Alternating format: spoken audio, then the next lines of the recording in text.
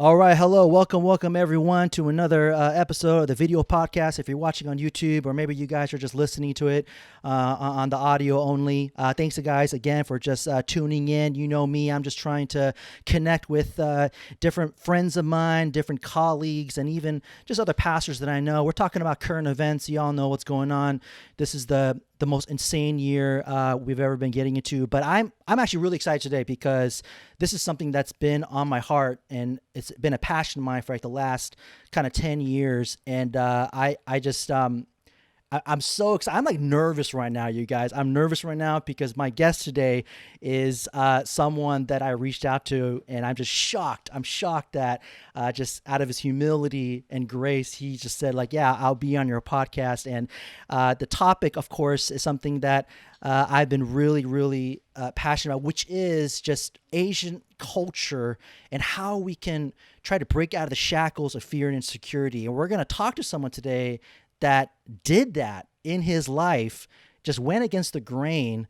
And there's a little bit of shared history that I have with him, but just we'll get to that. But let me bring him in here. Okay. This is PK Paul Kim. All right. And actually, do you like going by PK or do you like going by Paul? Yeah, PK's good. There's a lot of Paul Kims, man. So Okay. All right. everyone's been calling me PK since middle school, junior high. Most of you guys who are watching this, you probably know who he is. I look to you as a celebrity. I know that I, sounds I funny. I'm not a celebrity, bro. Yeah, I, trust me, but thank you. I know that sounds funny. I know, but honestly, I do because you have achieved such awesome things in your life. And PK and I have a little bit of history, which is he founded Kollaboration, which is, can I say this, an Asian American talent show? Can I say that? Is that accurate? Yeah, yeah. Okay. And I don't know if you guys remember this, but back in the day before YouTube, there was a famous dancing clip of a guy named David Elsewhere. This is before YouTube and everything, and I'm in that clip. I dance horribly. All right, I dance horribly No, in you it. no, you danced well, but then you did an awkward thing at the end. I did, man. I danced in that, and this is literally before YouTube. I remember when that clip came out, my friends were like, "Dude, you're like in this dancing video." And remember back in the day when there was no YouTube, it was just a video embedded into a website, and then it was a counter, like a literally clicker counter for how many views there Yeah, were. And yeah, that was the second collaboration, 2001. Out, I think I was in the Wilshire Theater. Am I correct on that? yeah. We'll sure you Bill. Okay, that was the second one, and I was there. We were supporting my friend who was friends with Snacky Chan. He was performing there, so we were all there supporting Snacky Chan. That's where I first met him, and I don't know if you remember this, but you My actually wife. did. Hello, 안녕하세요. You say Um, hi. you did a little bit of your stand up, and you might sound this think this is crazy, but I still remember it. You did like this. You pretended to be a DJ, and you did this Yeah, like Korean bit where you're like, "Yanima, Yanima, hey, Yanima." yeah, yeah, yeah, yeah, Do you yeah, remember yeah, that yeah. bit you used to do? Yeah. I remember. Yeah, I should do more of that. See, I still remember that, man. I still remember that. And so that's where I first met you. You continue to blow up Collaboration, and you're actually a PK, right? Your dad is a Yeah. pastor. My dad's a pastor, started a church in 76, and then 20 years I grew up in that church, LACPC. So, yeah, it was a Christian Presbyterian church, very conservative, and I grew up in a very strict Christian household. All of us. And you said Yeah. your brother's a pastor too. You said that, right? My oldest brother is a pastor, my older sister married a pastor, and my uncle in Korea, my mom's sister's brother's pastor. Yeah, there's just like four pastors in my family. Okay. There's a lot of questions I have about that. So for those who people who don't know who you are, This is my just son too. Solid, say hi. hey, what's up? Hello. Thanks for letting me steal your dad here for a little bit. If you could just give a brief introduction, just who you are, what you're doing right now, and some of the cool creative things that you're into right now in your life.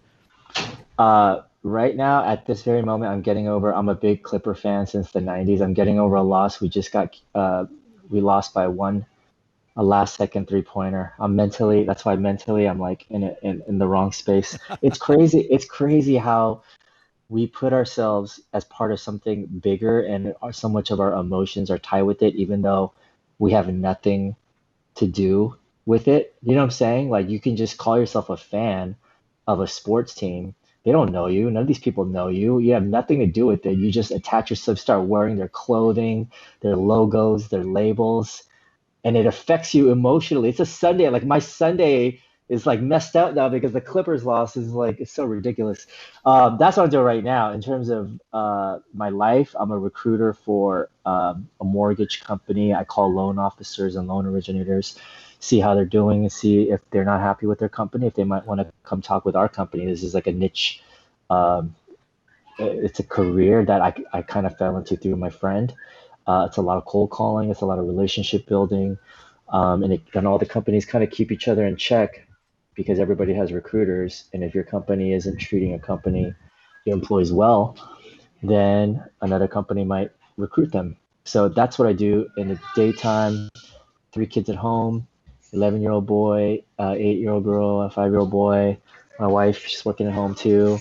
Um, and then I have all these side hustles. I used to MC DJ weddings. I've actually MC'd literally, I'm not exaggerating, over 500 weddings in the past maybe 20 years. That was a good side weekend gig. That was the day job during the week pays the bills. The weekend job helps give more freedom. My kids want lessons. If we want to go take a trip, if we want to go eat something nice, like that was the weekend job, and it was just something I fell into as well. But I realized that I'm actually good at this. Like I don't, that wasn't my dream. My dream is to become a stand-up comedian and make a living off of that. But emceeing weddings is not easy. People might think, oh yeah, you just go introduce things. No, it's really stressful, and it's something where you could really ruin a couple's day, their once in a lifetime day. But after doing it for so long, I feel like that's like I'm like a black belt in that, and I never really meant to become that. But now because COVID, the weddings are done for a year, so I'm doing all these other things. I'm like a Koei water rep. I'm referring that I refer credit card transactions for my friend Audrey Merchant Chimp. My friend Daniel Kim is CEO of Merch Labs. I refer. I know all these other like referral type businesses. That's something that if people who are very social and know a lot of people, I would look into it. You can make contracts with people and companies, and just by referring business over, you get a percentage. All right, always making that side cash. That's always good to get some extra green in the pocket. I'm really excited to hear your story and journey because, like I said, you did something that's very uncommon for Koreans and Asians in general. Our culture normally plays it safe. We grew up to play defense our whole life. Keep your head down, just get good grades, get a safe job, and provide for the family. At around what age, and especially your dad being a pastor, I'm sure there are other pressures upon you. At what age was it where you were starting to get interested in entertainment and like actually maybe becoming an actor or doing stand up? You're definitely not actor. I'm not gifted in that. Just church skits. Remember the Yep. retreats? Yep. Just I that was the was man at that, by the way. I was the man. same, same here. I remember getting so excited for those. Um, but it was basically growing up, my strict household. I wasn't allowed to listen to the radio or secular music, only Wow. Christian music. My family's very strict. My older brothers, sisters, they only listen to Christian music. Maybe you too, because you too was Yeah. might have been Christian. I'm Yeah. saying like those kind of, when Jars of Clay was on K Rock, that was like a huge thing. When Huge. Amy Grant turned secular, our family was all sad, Yes, whatever. I remember that Um, too. yeah, so I remember, but I worked at a Christian bookstore too, like at a Lighthouse Christian bookstore in Glendale. It Oh. was my first job in high school. Oh, that's wild. So I was the cashier there and took out the trash for it was like $6 an hour back then. It's crazy. Um, and so I remember only I wasn't allowed to watch certain things, listen to certain things. So when you're a kid and you grow up in that, and when it's not explained well, uh, you want to rebel. I'm the last of five. So Wow. my whole family fell in line because my dad was very authoritarian.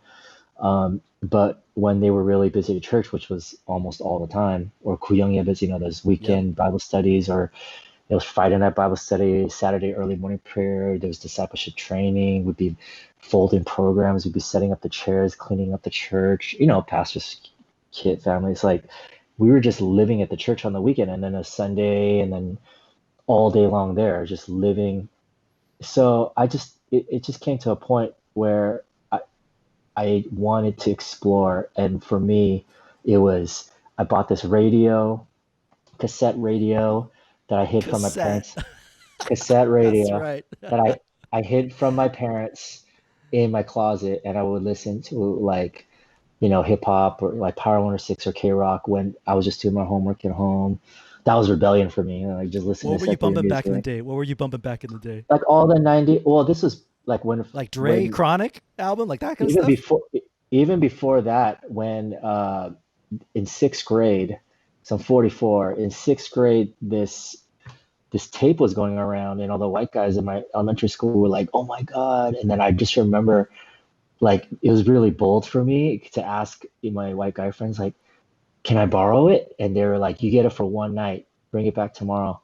And it was NWA, and Oh, like yeah. Christian kid to listen to that, it just was like I know I shouldn't be listening to this. I know like even if I was an adult, maybe I shouldn't be listening to this, but it was just so bold and brash and raw and real that yeah, it just was like whoa. And then I listened to Eddie Murphy Delirious. Mm, That cassette tape I borrowed, and that rocked my mind that he was 20 or 21, sold out arena like 12,000 people yeah.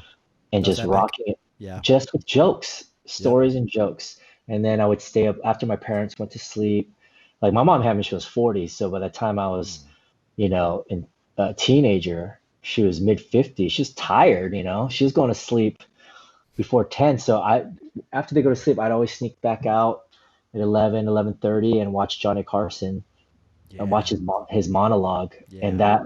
that was a game changer. Just like how amazing his timing was, and even when a joke bombed, how he could turn that into Legend. like something really funny as Yeah. well. So it was Eddie Murphy and Johnny Carson, but for me, those are the first two things, and then also just my dad, like just seeing how he had corny humor, but how like during a sermon, uh, a joke is so powerful. And then I would lead praise, and then in between praise, I would try to like add my own stories in between, make good metaphors. I think that was the beginning. Is like in between. God probably was not pleased. I was probably trying to shine the light on myself, but I'm not the only one, dude. You know how many praise leaders try to do that? I hear you. Um, Yo, I hear you, man. so yeah, a lot of pastors do that. They try, Absolutely. yeah. So Absolutely. but I think that it's a really big skill for pastors to have is to add jokes and metaphors throughout their sermon. Like we've all had the pastors that 30 minutes straight dry, and you're like, dude, oh The my worst, God, right? dude. It's the Yeah, worst. you're just like, the funniest is when you get a new youth pastor, and my friends and I are talking about this, and you're like, oh my God, this first sermon is so important because you're gauging. We're gonna have them for a couple years, and every Sunday and Friday. And then when it's like really boring, all the kids are like, "Oh my God, we're gonna have this pastor for the next couple of years." Yeah. But that was it for me. It was my dad seeing how one person with a microphone could be so powerful. Johnny Carson and Eddie Murphy. You grew up in LA your whole life? Born and raised in Burbank, first 21 years. Then I moved in with my friends in Westwood. Started partying. I didn't do anything. I was a late bloomer. 21, graduated college, moved in with a few of my friends. All of us grew up in church, but all of us just started. We were just working, and we just started partying. Where did you go to school at? Uh, I went to Occidental College. Okay. Yeah. Oxley. So yeah. So, okay, tell me something. You said you went through this rebellious stage, but all your older brothers and sisters, did they experience that too, and why or why not? No, they were really, really holy, holy Okay. their whole life. Two older brothers, two older sisters. all of them were super straight and narrow. What do Yeah, you? and even growing up, I didn't rebel. I'm just saying my rebellion was like hiding Yeah. like Okay. Right. listening to the radio. But it was when I was 21, like I was a late bloomer. That's when I was like, dude, I'm free. I'm gonna just explore. Okay. So 21, you're in the real world, which, to be honest, going back to again Asian American church, I feel like most of them have no idea what to expect when they start stepping out of the church and they start realizing like what the heck, everyone's not a Christian, right? And so you're in this real world. What started to happen for you to start thinking like I'm gonna go for this? I'm gonna go for this. Did it start with stand up? What happened? No, so I mean, I was working doing customer service for Nokia. Remember Nokia? Yep. So it's a company called People Support, and then I was with my friends. We were partying in K-Town every weekend. I'm very social. I was meeting, some people they like to stick with their friends the whole night. I'm like not even trying and just meeting every night, guys and girls. I was coming out with like 10 numbers every time. Every time I went to a bar or club, anytime I was anywhere, I was just building like a huge network of people. Like grew up where I would always assume the best in people, and I grew up, in a loving atmosphere with church and family. But a lot of people didn't, they grew up in maybe in an abusive home, or they were told they weren't gonna amount to anything, or they just had an abusive situation at school. So they just were very like, I just want to be with my friends. But for me, it was like, I'm going to meet anybody, everybody. And at college at Occidental, my roommates were white, black, and Latino. We talked about everything, race relations, riots, everything. And then I had my Korean church friends. And then I was going out in K-Town. And then like I started going raving and raving. I was like, whoa, I'm meeting Raves. everyone. I'm Yeah. meeting everyone of every background. And then it really threw me for a loop like, wow, I've only been in this tiny bubble that thinks they're right. And I, I don't, how am I to know that only they're right? So it's like, I still believe in God. I consider myself Christian. I believe in Jesus, but it's definitely changed my view of like, do I have to go to church every weekend, every Sunday and be devout? On that aspect. And it was more like, man, I'm meeting people of all different faiths. I'm meeting agnostic people. I'm meeting atheists. But for me, at that time, I just remember being in K Town and seeing all these like really low budget type shows here and there. But then I'd start seeing like Asian rappers and dancers. I'm like, man, there isn't like a central platform. This is before YouTube to showcase their talent. And I feel like, man, I could do this. So I put together the first one. I lost a lot of money. I maxed out my credit card. I think I lost like $4 or $5,000. Uh, it was very empty. But then this is why it's really important for everybody to watermark your videos. We put on the E-Bombs World, put that David Ellsworth clip that you were on, Yeah. and it's a collaboration on that. And if it didn't, then people wouldn't know. Right. But once millions of views, then for every 10,000, few hundred at least are going to start visiting. Well, what's collaboration? And we just got hundreds of thousands of people just starting to look at our website. So it just started growing. We went from 200 people to 400 to 800 to 1,200. Then other cities started emailing me. Then I started interviewing these people in other cities. And it was Chicago, New York, Toronto, Atlanta. And then it was just like I met my friend Roy Choi, very successful. He was like, if you partner with me, then you don't have to worry about the finance part. He's very successful. I'm like, please, thank you. So we partnered up. He helped change it from just Korean to API, Asian Pacific Islander talent show, and it just kept growing. That partnership, was that after the second collaboration, or was it like a span of years? It was after the third one. He came to Pasadena. He came to the show, and he emailed me like, "Hey, let's go out to dinner." And at first, I was kind of suspicious, like, "What's going on?" But then other people told me, "No, like, Roy Choi is a good guy. It's not Chef Roy Choi. It's another Roy Choi." So got to know him, and thank God, we were each other's groomsmen, and we're still good friends. He's a young, he He's just a really good person. I'm very thankful. And he basically was like, I believe in you. I believe in this vision. Let's take it to another level. And so we just kept going with it. And then by the ninth year, we had 6,300 people come to the shrine. That was our, watershed moment. And then we were in 14 cities. But then once that was when all the Asian YouTube stars started taking off, and there was less of a need to have that kind of platform. People are like, I could just see them here. Like everybody was performing everywhere. Right. So it's still going, and Christine Minji took over, Christine Kim. There's a whole staff, but it's just they're smaller shows. Now it's more of a leadership training nonprofit. They have a thing called Empower every year. They have all these different speakers, and it's awesome. It's other than being a dad and a husband, it's definitely my most proudest achievement. A lot of people want to, make money, and that's what I want to do now for my family. But uh, they go through a midlife crisis, like, man, what have I done with my life? Like, I already feel like I'm doing backwards. Like, I feel like very content in like, what I've done in the community, but now I'm like, okay, now I gotta focus on money. I'm doing like, I got kids. I'm always gonna be about the community, but I'm because of my family, I'm very focused on provide for them as much as possible. Right, Because man. That's Apple my life. yeah, because my friends that are in the 40s, we've had dinner, we broke bread, and I know they're going through like that midlife crisis of like, okay, but there's more. Well, I think that's so awesome to hear because again, what you did is what most people our age think about, like regret, like I should have done something more in my 20s. And so let's go back to that first collaboration. Was it the first collaboration that you said you lost 4 or $5,000 on? Yeah. Okay. At that moment, most Koreans especially would be like, "Oh my gosh, I failed and then I'm done, right? I'm done." What was it in you to think, okay, I gotta try to make this better in round two? How come you didn't just give up? Which is kind of, again, we play it safe. I tried it and I that's it. I'm done. I mean, that's crazy too to lose that much money. To me, that's a huge amount of money. I would be devastated in my mid 20s if I lost that much money. What was it that made you go for round two?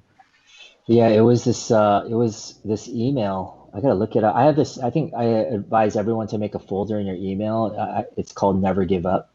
It's in all caps. And anytime I get any type of positive email or feedback, I just throw it in there. And anytime I'm feeling a little down, sad or something, I can just go in there and just read it, and it instantly picks me back up. I can connect with people, see how they're doing. Um, and yeah, over the years, I just have like a bunch of emails I just throw in there. People I've maybe given to or impacted. Because that's what ultimately what life's all about. So there's this email, like this girl from like Oklahoma said like, I'm visiting my friend. Just went to the show. Thought that was gonna be, whatever. But I'm like the only Asian in my neighborhood, and this show meant so much to me and made such a big impact. And that's the thing, like we forget in California, we're so spoiled. We have so much ethnic diversity, but there's a lot of Asian people all over the world. Like in COVID, people all over the world are receiving massive hate, assaults, racism, like where just coming together is powerful. And I have to say, coming together for non-political, non-religious reasons, and just expressing ourselves and just having fun, that's important as well. I would argue more important, but I know a lot of people with political, religious people would say not. So I mean, that email plus I talked to my brother-in-law and asked him, could I borrow some money from you? Like, I really want to do this again. He saw how sincere I was. He lent me some money. And then this is how important numbering things are. I'm doing this workout thing right now. Like, I've never worked out in my life, Bro, but I see it on your live stories. I'm like, well, dude, what is that? There's a name for each workout too. What is that? no. So when the pandemic shutdown started, I'm like, okay, just keep my sanity. I called it keep my sanity workout, and I just started numbering one, two, three, and I'm just every day. I don't want to miss a day, and that keeps me on track. It keeps me grounded. There's something powerful about numbering events. So just the fact that I was like, you know what, I'm gonna go do this show again. and do Kollaboration 2, and just keep it going. And so what that does is, if it's an annual show or monthly or weekly, whatever, people who hear about it, they go, "Oh, what? Collaboration 7? Like, I don't even know about this." And people are like, "You haven't heard? Like, it's fun, you know." And so like it's a really powerful tool uh, to for self motivation. Like, okay, I got to keep this going, And yeah, I'm on 160 now, days in a row. I feel great. I'm eating horribly, but um, it's just like it keeps me going. For sure, if I wasn't numbering it, I would have stopped. And then for sure with Collaboration too, it's like that motivation to like, no, keep going, keep going. Let's go back to the Collaboration one. By this point in your life, is your dad like? Does he know what's going on, or was he more like you're just doing your own thing? Did you ever share with him about like, hey, I'm gonna do this thing called Collaboration? No, my parents, I was last of five, so once I went to college, my dad was 20 years at his church. He took a sabbatical, went to Korea, and then that sabbatical became permanent. He became the chancellor of this Christian college there. And you get burned out. I bet he was probably just tired of the pastor life. There's all this drama, there's all this Of course, politics. right? So I think he realized, I'd rather be at like a professor at this university and teach and preach once in a while. And I think he was enjoying that more. So that became then they just moved there and they stayed there, which opened the door for me because even when they're in LA, even if I'm living 30 minutes away, they're still like the voice of my dad. Like, what are you Of doing? course, yeah. But when he was in Korea, I'm like, okay, now I'm free to do whatever I want. I'm partying. I'm going out. But also like I'm like thinking, what do I want to do? And I put that show together. So they had no idea. My dad actually never came to a show. My mom came to one show, like the eighth one or something like that when she was visiting. She was shocked. Like there was like a few thousand people there. She was just like, whoa, and I sang a song for her. Like she loved it.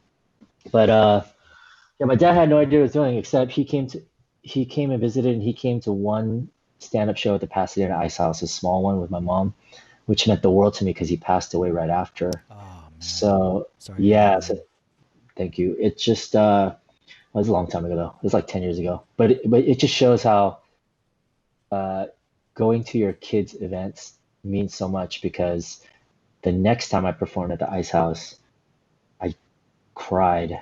I was just like, wow, like he came. At least he hated that I did it, but he came just to be like, all right, I see you. Like Yeah, he's probably like I know the only reason why he was kind of like whatever is because I'm the last of five and all my older brothers and sisters are doing all right. in his eyes, So right, right. well, they're like a lawyer and a pastor and married to successful real estate. So it's like you're like that term Korean term kakdugi, like you're extra, you're bonus, whatever, do what you Right. want, you know. Was there times where even if once your dad went to Korea, were they not like checking up on you like, hey, are you working? My They parents, because I went to SC, my parents, my mom especially, was doing that. She was like, hey, like, are you working yet? Are you making money yet? She kept on doing that, calling me up. Were they doing that with you? they were yeah, to give some reports, they knew I had a job, but um I really didn't know which direction I was going. I just started doing stand up. So then at that point, I was like, okay, I want to do that. That's a big regret in my life. I should have just really dove in. I definitely would have been way further in stand up than I would have if I wasn't trying so many different things. There's a book called The One Thing, advise everybody to read. I wish I read that out of college. But my personality too is very ADD. I'm all over the place. So it's like, but yeah, I think that I really should have dove into stand-up hard. So I was doing the stand-up thing. I was working this customer service job. I was doing collaboration. I was doing all these things.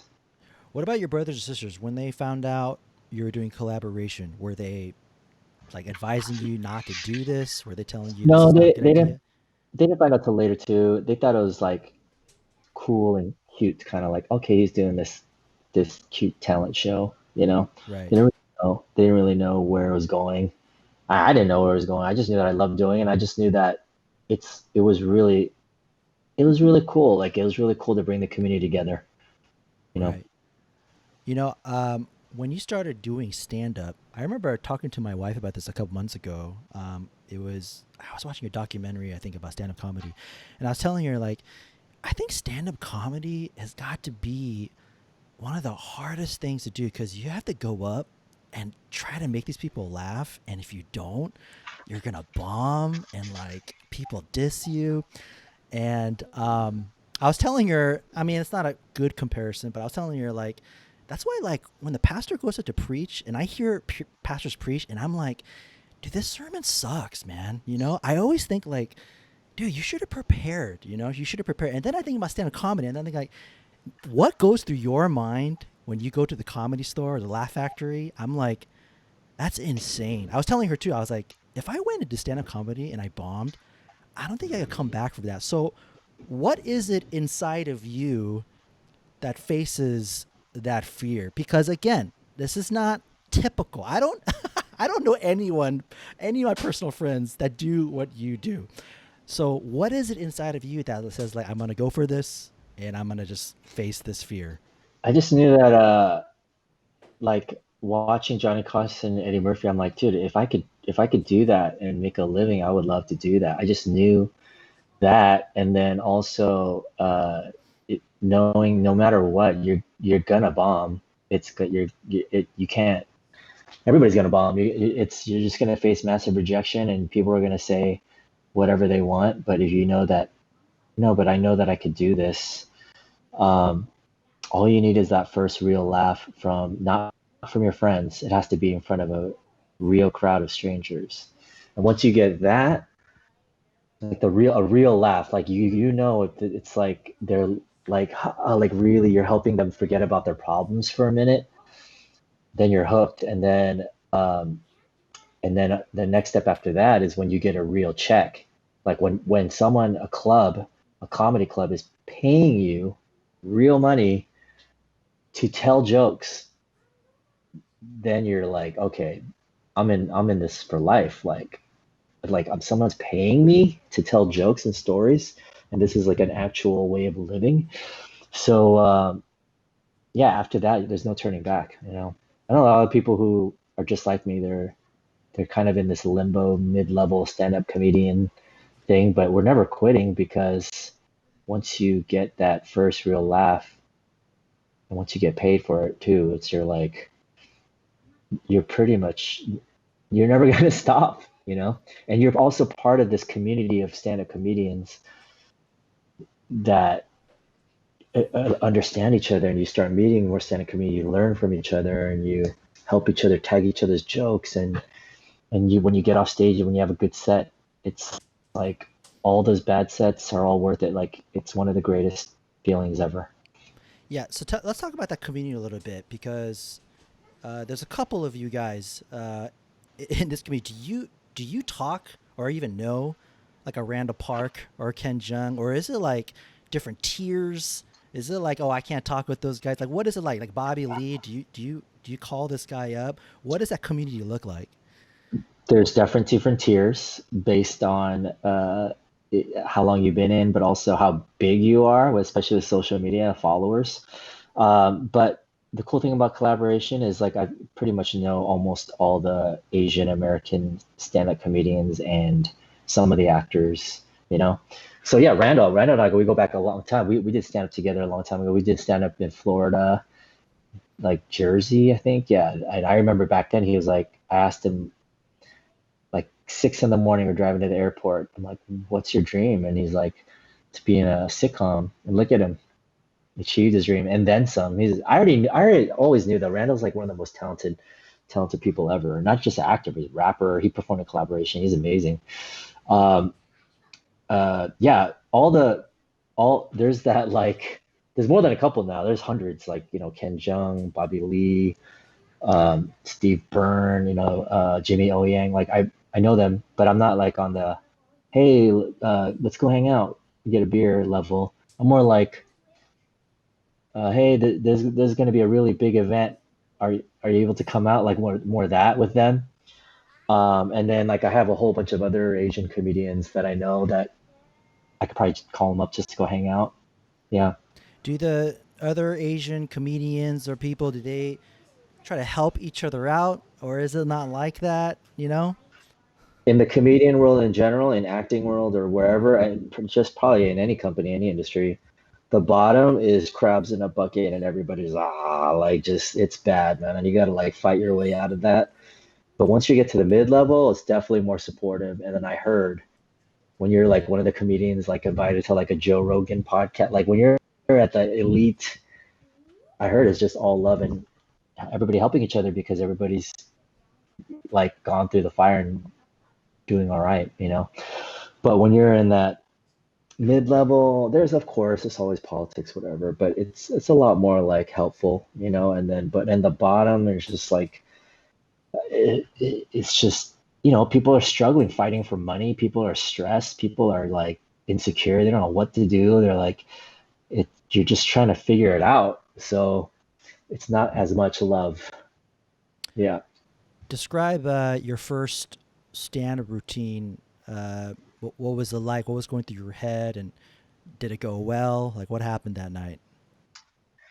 Well, I mean, like officially, I would say I was doing stand up early in between collaborations. Like, so when I was emceeing, like secretly, I was also like, I'm gonna stick in some jokes in between the performances and see if they work. So I had already kind of like tested them out and knew like, okay, this one works, this one not so much, you know.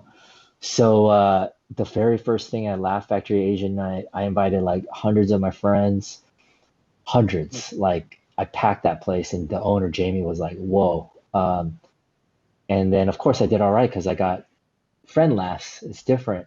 The very next week, I went, bombed, Wow. did the exact same routine, and that's when I knew my friends were fake laughing at my stuff, you know? Oh Like, man. you know what I'm saying? Like, I was like, oh, they were laughing so hard, but they were more like, oh, we came to support, Support. Yeah. you know? And then I did that same routine, tweaking, trying every week, bombing, bombing, bombing. But more than that, it was like they see the fear in your eyes. They see how nervous you are. Oh my gosh, I'd be so nervous. That'd be insane. Yeah. And it was Saturday midnight every week Saturday midnight. And I was hosting. When you're hosting, you're the beginning, and it's hard because people they look at you with your arms folded. They don't know who you are. They just want you to bring up the other comedians. They haven't drank yet. You're the warm-up guy. It's hard, but it makes you tougher. And I hosted a Laugh Factory for 14 years. Yeah. Do you change your routine and tweak it according to the ethnicity of the audience, the location of the audience, like whether you're like in Milwaukee or in Seattle, or do you keep it like when you find your winning routine, are you gonna try to make that work everywhere? Well, I don't have enough material. I only have like maybe hour and a half, 2 hours. I should have like 4 or 5 hours, so there's no excuse. But well, I have three little kids. I'm Do you dying. ever freestyle But it? Like you just feel like, oh shoot, this yeah, is not going anywhere, and you just start making up jokes on the spot? yeah. That's Definitely. wild. Dang. I've been doing that a lot more lately when I realize I don't really care anymore. Like when you care and you're like, I gotta make it, I gotta do it, and you're just so. I was doing that for so many years, where every show I'm like, I have to crush, and what if this is the only time they see me and whatever. And now that I have a day job, I have three kids, and I'm doing stand up whenever I can, and I've literally done thousands of shows. I realize like you start. There's all the comedians say you start off with a good one that you already know, and then in the middle you try out all the new stuff, and then you close with a good one, the one that you know. So you start off good, and you end good, but in the middle it gives you freedom to you know try out stuff. And so I've definitely been trying out more stuff. I've been doing these comedy Zoom shows, just bombing. It's so awkward. There's Well, only it's a so different though on a Zoom because you can't. It's not the same yeah. interaction, you know. There's only a few comedians that have been doing well. I've seen really good comedians bomb on these good Zoom shows. So, but it's like getting more material is really important, but sometimes you sacrifice, you have to kill your ego and pride. You're going to be at a show where people know you, and then you bomb, and then they're looking at you like, oh, it's not that funny. Tell me, where's the line between doing jokes about being Korean? Is that like most of your material? Is it like half of it? And then where do you think the line is? Sometimes I see Asian stand-ups and it's like typical stuff, you know. I'm like, it's not very original, just making fun of typical Asian culture. What is it in your mind? Yeah, I was talking with Amy Anderson about this, and there was a few other comedians I was talking about this with. Uh, Amy Anderson, she's adopted Korean. I was doing it too in the beginning. Almost every comedian looks back at their beginning stuff and they cringe. Like Danny Cho was saying that too. Like, oh my God, I was cringe. Like, I look, you look back in the beginning, you're nervous. Like, it's the scariest thing you've ever done, you know? And so it's easy to talk about being Asian and your ethnicity and who you are. You know, it's a big part of it. A lot of reason why comedians are stand-up comedians in the first place is because they've been through a lot of pain and whatever their situation is. So almost every ethnic comedian talks about their ethnicity in the beginning, and then as time goes along and you gain confidence, then you start just talking about life and every other thing, you know. But when you're, they call it green. When you're green, you start off. It's just like it's natural, you know. Like if you grew up and you're one of the only Asians in your whole neighborhood, like you're gonna talk about it. It's like, and then when people go, "Why are you only talking about that Asian thing?" You're like, "Well, that was a huge part of who you are," you know. Where's the line? Because, uh, like for example, a non-Asian doing Asian jokes. Do you think is that okay? Is there like Yeah, no real rules? Okay, so that's no, fine. definitely. Yeah, well, it's all in intent and its background and its context and intent are everything, you know. So it's like if there was a person that's been down for the Asian community and they're making fun of Asians, but they're not doing it in a demeaning way, yeah, all good. But if the person's known to, like that one Shane Gillis, he was hired to Saturday Night Live and then he was immediately fired because they found him on a podcast and he said chink. So like I looked it up. People were like on both sides, like that was an overreaction. Other people were like, no, how could he say that? But I looked at it, the what he said, and the podcaster was saying like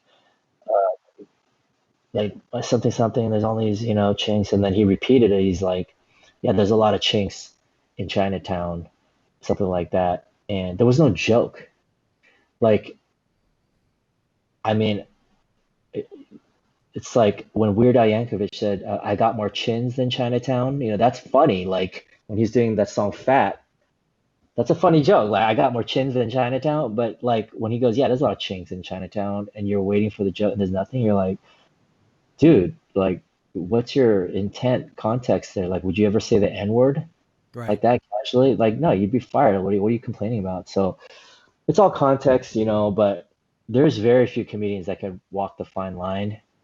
It's okay to make fun of your own race, but if you make fun of other races, like, it better be really funny and it better not be demeaning. I just saw an old battle with Dumbfounded and Disaster. This was back like 4 years ago, and I remember like the entire time, like Disaster just doing the Asian accent. You know, I Is it just tantrum, right? No, no, it's it's called. Disaster. Yeah, Okay. K is from King of the Dot. Um, Yeah.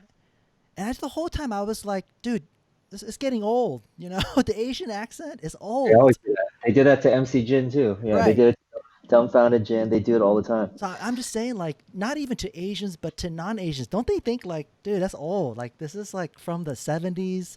I just feel like, why do people still do that, or is it just all acceptable because it's funny? Yeah, it's very unoriginal. It's like, like even Dumbfounded said he like if it's witty, he still laughs. But it's some of the stuff is literally the same joke Yeah, over and and I know they're homies. They go way back in the day, so they were. He was saying that they were talking about it afterwards, but I don't know. Like that kind of irks me. Maybe like it's my Korean pride, you know. But I'm just like, this is not original, you know. When I hear the Asian accent. it's the whole slant eye thing's Yeah, yeah, unoriginal. right, right. The same like it's literally been the same thing for decades. It's yeah, very unoriginal. How come you think that right now everyone's emotionally charged, politics is all getting crazy right now? How come you think when we hear about all these Asian harmonies and harabijis, grandmas and grandpas getting like messed up, that grandma out in New York got lit on fire, how come this is not getting covered? And don't get me wrong, I'm not trying to make this into like an all lives matter thing, but I'm just specifically talking about it doesn't get mentioned at all. Why is it that I still feel like we're still like at the bottom where we're not that important? Or do you think I'm inaccurate?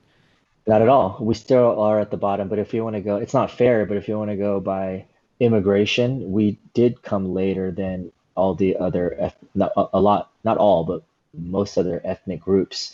I mean, if we're just going to go by years, you know, Black Americans have come over, forced over, most of them, 400 or 500 years ago, and were enslaved. And so we're talking about generations and generations and generations. I mean, like, trust me, I'm all about Asian empowerment, and I see it on your I'm IG, trying to man. post every time I posted that New York march. I'm so glad that China Mac and everybody's doing that.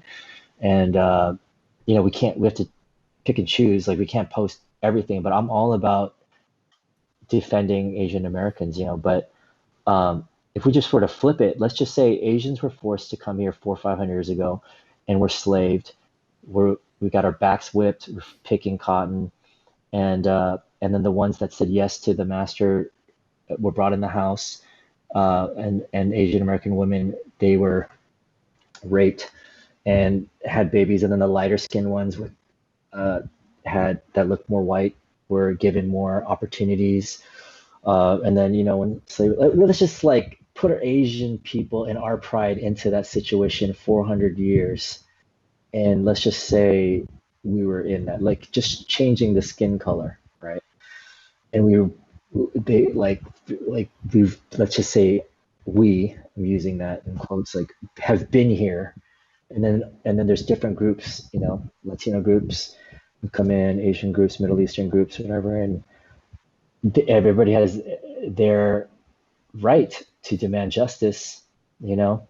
But if there is a pecking order and if, let's just say there's a line, then yeah, definitely, yeah, then Black Americans, African Americans have a right to be the loudest right now and say like, look, like 400 or 500 years.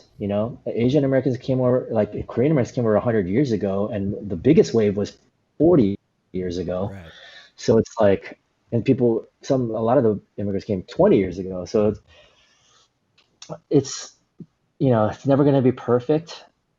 Definitely should get more media attention, and at least some, like NBC tries, like there's like a website for hate against Asians, and um, I've seen some news coverage of certain things. That Torrance lady flipping out on a girl, a Filipino girl, I think, and there's some coverage. It's just not going to get national coverage right now, you know. And so, especially because the virus originated in China, so there's racism coming from everywhere, you know. Did you go out and protest at all during LA at all? I went to one Koreatown Black Lives Matter. There was like a one in Koreatown. I went to show support. I was socially distancing. I was way in the back. I saw the Korean drums and the black drummers. They were playing together. That was beautiful. I'm 100% for the Black Lives Matter movement. The Black Lives Matter organization, the more I looked into it, the nonprofit, I'm not 100% behind everything they are pushing for, Right. standing for. Yeah. I'm definitely a democratic capitalist, but I'm definitely a big Andrew Yang, UBI, freedom dividend guy, just looking at the facts. I'm not for the whole BLM organizer Marxist movement thing, but uh, yeah, it's complex. But the reason why I'm for Andrew Yang is because you know anyone could Google it. Top 10% of the wealthy own 70% of all wealth in the country, and with AI and technology, it's going to hit 80%. People don't want to face that fact, but it already is. It's going to happen whether we like it or not. it's already going towards that way. So when 90% of the people are fighting for 20% of the money that's left over, and we're already hurting, what's going to happen? You know, it's completely turning into a new world order, and it's like without distribution of wealth, it's not sustainable. All the people in finance and tech are going to have all the money. How is your wife and your kids doing during the whole quarantine and in-home school thing? Are they like freaking out because they can't go out, or is everything okay? Yeah, we live in a small home, and I we're live in an okay. We just apartment, dude. I live in a two-bedroom apartment. Yeah, God bless you. Yeah, small home. Thank God. Yeah, we're just trying to keep the kids positive, and my wife has been working right next to me right there, so most of the time it's love. Sometimes we get on each other's nerves, and just trying to stay optimistic. Man, your daughter Sophie, right? Is that her name, Sophie? Yeah, Man, you got to try to get her to get hired at Marvel. Her drawings are crazy, man. thank you. That's like your Yeah, future hopefully. retirement plan, dude. Yeah, hopefully. Yeah, yeah, yeah. She's really good at art, I think. But more, I'm trying to like find comparable computer programs with art because like back in the day there's like maybe a future in drawing stuff. There's no future in unless you can convert that to some sort of computer art, Yeah, like or graphic unless you design unless type you of become stuff. like, yeah, even if you're like a art or comic book uh artist, you gotta, no, not only graphic design, but like for Marvel, like you gotta learn how to convert your art to computer. Like Yeah, you can't be just drawing stuff, right. all the time anymore. What this is kind of a loaded question, so you don't have to share too deeply. But going into stand-up comedy, collaboration, even right? Did you ever think about, and if you did, what was it like? But did you ever think about like, okay, how is my faith and my belief and my background going to coincide with this? Was that ever an issue? Was it more like, you know what, it's okay? Did you get pressure from maybe your brothers and sisters? What was that like? A little bit, but no, I never really thought about that. Okay, Yeah. I okay. mean, there's Christian comedians. It's like comedians that just perform clean at church do that. There's a Christian circuit. Michael Jr., highly recommend people to Google him. He's probably my favorite Christian comedian. He's a black comedian. He does altar calls. He actually has like hundreds of people come Oh, that's up dope. and accept Jesus at the end of his sets. You should look him up. He's amazing. He's powerful. I think every church should invite him. Um, I remember I grew up on this Christian comedian, Mike Warnke. Do you remember him? No, no. He was a Christian comedian. There was like a big scandal because I guess like he said he had all this comedy. Like he said he used to be uh, like satanic and all this stuff, but they found out he wasn't. He was like lying. All right. So it's so ridiculous. But anyways, there's like you know there's some Christian comedians out there. So I never really thought anything of it. Hey, one last thing. What kind of wisdom or encouragement can you offer right now to other Koreans, other Asians who have a passion, whether it's for stand-up comedy, maybe they want to, get into the music world. Um, Basically, you're taking a risk with something that, again, it, it's a battle. You experienced that battle, but you are someone that I feel like that has done it. What is some wisdom and encouragement you can offer right now? First, thank you, and thanks for having me on. First of all, I have not made it. I would not have a day job if I made it, but I'm trying to make it. But I definitely think that if you're out of college, go for it right away. Get whatever kind of job you can, but then on nights and weekends, just focus on that. And really, really surround yourself with friends who are positive. A lot of people have killed their dream by just being around negative people, or maybe their parents were negative and told them they couldn't do it. Just having people that believe in you is is everything. Creating a mastermind group, you could Google it. Mastermind group is like a group of people that you want to just meet with like once a month or once every other month, and it's all scheduled out, and you open up and talk to each other, and you each time one person speaks, um, I would say read some good books. Yeah. And I'm reading this one called The Compound Effect right now. Amazing. Um, I would say, yeah, really be honest with your talent. The reason why American Idol, the first few episodes of each season are highly rated is because you see a lot of people that are not self-aware. They think that they're great, but they're horrible. So YouTube's a good litmus test. You could put anything on YouTube, and if you think you might think you're great, and then the YouTube will let you know. Like either it won't go viral, or it'll it doesn't get a lot of views, or the comments people are like, "Dude, this sucks." I mean, people are gonna do that anyways, um, but I think once you really find out something that like, oh yeah, I'm actually good at this and I love doing it, then you're doing a disservice to yourself by not pursuing it all in. Even if you never quote unquote make it, it's like I mean, it's biblical too. Like if you're not using the talents that God gave you and you're just burying it in the ground, it's like apparently you're a wicked person, according to that parable. So it's like it's almost like God saying like just do it. Like don't be afraid, just do it. Like it's like a command. Like if you're good and I gave you this talent.